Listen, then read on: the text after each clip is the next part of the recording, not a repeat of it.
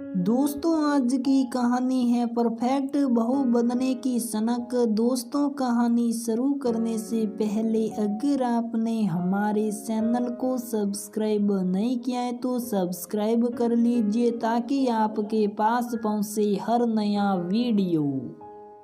निशा की कुछ दिनों पहले ही शादी हुई थी। नए घर में आने से पहले मन में कई सवाल और अनजाना सा डर था जो कुछ दिनों बाद ही जाता रहा, क्योंकि उसके साथ ऐसा कुछ भी नहीं हुआ जैसा कि उसने दूसरों से सुन रखा था। न तो सास ससुर ने कोई पाबंदी लगाई और न ही जेठानी ने कोई अड़चन डाली। उसका पति सत्यम भी बहुत सुलझा हुआ था। उसकी जेठानी की एक प्यारी सी बेटी नव्या भी थी जो हरदम सासी की रट लगाए रहती। घर के वातावरण में एक प्यारी सी मिठास थी जो निशा को धीरे धीरे अपना बना रही थी। जब भी उसे किसी तरह की उलझन होती तो उसकी जेठानी रम्मा उसे सहायता करती, इससे वह अपना काम आसानी से कर पाती।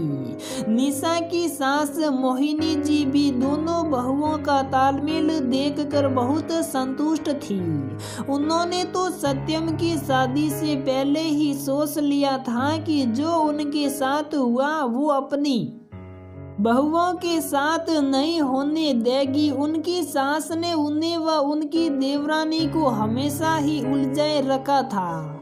दोनों ने कई बार अपनी अपनी तरह से कोशिश भी की पर बात नहीं बनी और दोनों कभी प्यार से साथ रह ही नहीं पाई।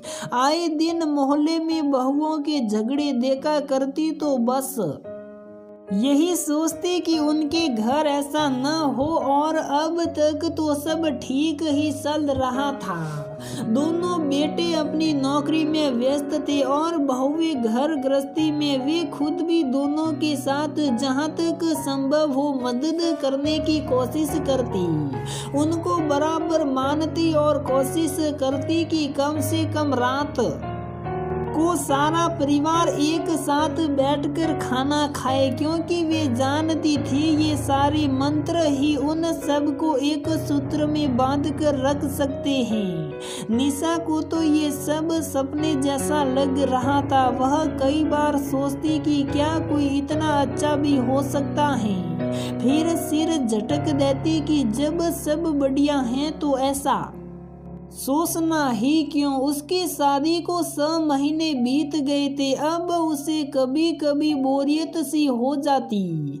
वही दिनचर्या, नाश्ता, खाना, घर की सफाई इत्यादि। हालांकि उसे इन सब को करने में कोई परेशानी नहीं थी, परंतु फिर भी एक कमी सी खलती थी। शादी से थोड़े दिन पहले ही उस की पढ़ाई पूरी हुई थी, जिससे वह अभी तक कभी भी ज्यादा खाली नहीं रही थी।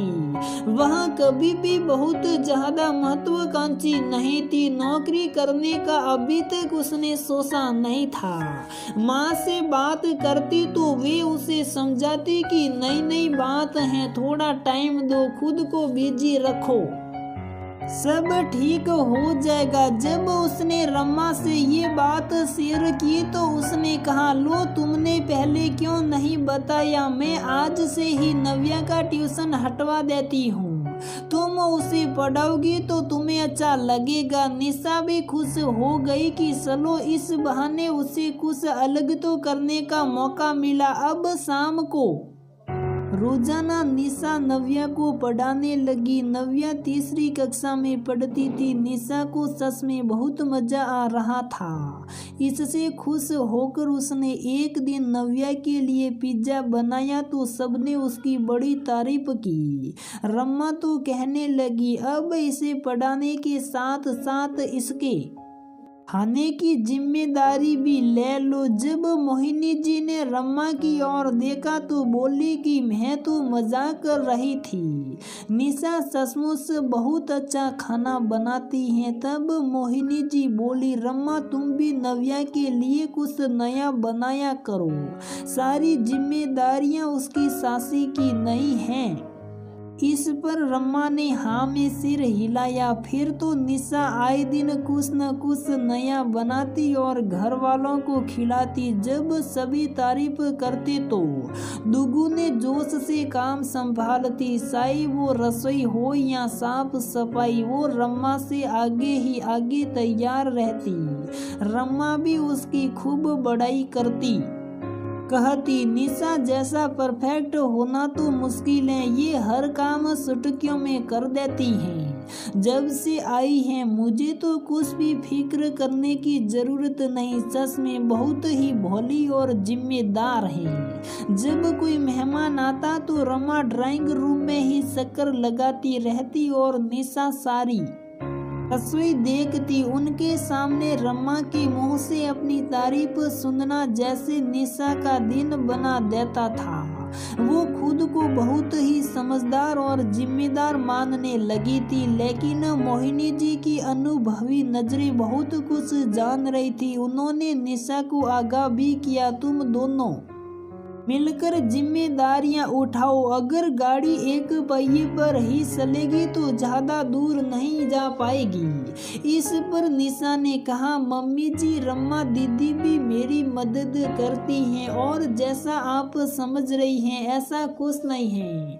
दीदी तो मुझे बहुत प्यार करती हैं। मोहिनी जी ने चुप रहना ही बेहतर समझा, क्योंकि अभी निशा पर रम्मा का जादू काम कर रहा था। रम्मा यूं तो बड़े अच्छे स्वभाव की थी, परंतु शायद जेठानी का ओहदा पाते ही या निशा के आगे बढ़कर काम करने की आदत ने उसमें बदलाव ला दिया था, या शायद अब उसका असली रूप सामने आ रहा था। उधर सारा दिन व्यस्त रहने की वजह से शाम तक निशा थक जाती और सत्यम के साथ ठीक से वक्त नहीं बिता पाती थी। सत्यम ने कहा, भी इतना काम अपने सिर लेने की क्या जरूरत है? भाभी को देखो कैसे मस्त रहती हैं और अपना ध्यान भी रखती है। एक तुम हो कि सारा दिन लगी रहती हो। मैं माँ से कहकर एक हेल्पर रखवा देता हूँ। नहीं, उसकी जरूरत नहीं है। वो तो आज मेरे सिर में थोड़ा दर्द है तो थक गई थी। मम्मी और रम्मा दीदी दोनों ही मेरा हाथ बटाते हैं। निशा बोली, उसे सत्यम का भाभी की तारीफ करना अच्छा तो नहीं लगा, पर परफेक्ट बहू बनने का जो भूत उसके सिर चढ़ा था उसके आगे सब बेकार था। एक दिन वह रम्मा की फरमाइश पर मशरूम सूप बनाकर उसके रूम के बाहर पहुंची ही थी कि जोर से हंसने की आवाज से ठिठक गई। उसे लगा कि रम्मा जरूर अपनी माँ से बात कर रही होगी और उसकी तारीफ जरूर करेगी, इसलिए वह वहीं खड़ी होकर सुनने लगी। मेरी देवरानी कैसी हैं? आप ये जानना चाहती हो तो माँ तो सुनो, एकदम बेवकूफ। जरा सी बड़ाई कर दो तो सारा दिन पागलों की तरह काम करती रहती हैं। मेरे तो मजे हैं, नई नई डिश खाने को मिलती हैं और नव्या की पढ़ाई भी वही कराती हैं। मेरी लाइफ तो सेट है। दीदी आपका सूप, निशा ने कहा तो रम्मा ने पलट कर देखा। उसे जैसे सांप ही सूंघ गया। फिर बात को संभालते हुए बोली, अभी माँ से तुम्हारी ही बड़ाई कर रही थी। बस रहने दीजिए दीदी, मैंने सब सुन लिया है। मैंने जो भी किया बड़े मन से किया। आपको हमेशा बड़ी बहन माना, इज्जत दी, पर आप सही कहती हैं कि मैं बेवकूफ़ ही हूँ जो आपकी साला की समझ ही न पाई। तारीफ सुनना किसे अच्छा नहीं लगता, पर मैं तो शायद पागलपन में ही जी रही थी। नहीं तो आज आप अपनी चतुराई का गुणगान कर मुझे यूं हंसी का पात्र न बनाती। मम्मी जी ने तो कहा भी था, पर मैं ही न समझ पाई कि अगर ज्यादा झुको तो दुनिया पीठ का ही पायदान बना लेती है। खैर, सबक सिखाने का शुक्रिया, और हाँ, सूप जरूर पीजिएगा, बड़े मेहनत से बनाया है, कहकर निशा रोती हुई बाहर आई तो मोहिनी जी से टकरा गई। जो बाहर ही थी वह खुद को रोक न पाई और उनसे गले लगकर खूब रोई। मोहिनी जी ने कहा, मैंने तो तुम्हें पहले ही बताया था, अति तो हर चीज की बुरी ही होती है। तुम कुछ भी सुनने को तैयार न थी। इस घर पर तुम दोनों का बराबर का हक है तो जिम्मेदारियां भी बराबर ही निभानी होगी। कभी कभी ऊपर नीचे हो सकता है, पर इसका मतलब ये नहीं कि हम दूसरे की परवाह न करें। और आज रमा से भी बात करूंगी।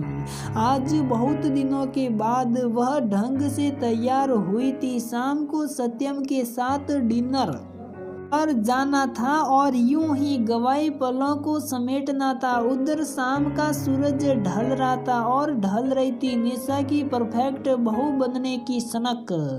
अब उसे खुद को साबित करने की जरूरत नहीं थी।